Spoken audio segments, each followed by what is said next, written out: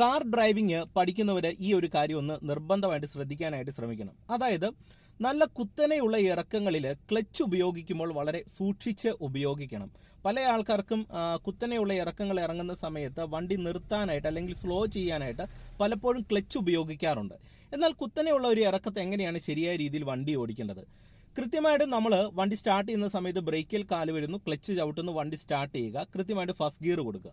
ശേഷം നമ്മൾ ബ്രേക്കിൽ നിന്ന് ആദ്യം പതുക്കെ കാലയച്ച് വണ്ടിയെ പതിയെ ഒന്ന് അനക്കി മൂവ് ആക്കുക. മൂവായി തുടങ്ങി കഴിയുമ്പോൾ പതുക്കെ ക്ലച്ച് റിലീസ് ചെയ്ത് ഫസ്റ്റ് ഗിയറിൻ്റെ പിടുത്തത്തിലേക്ക് എത്തണം.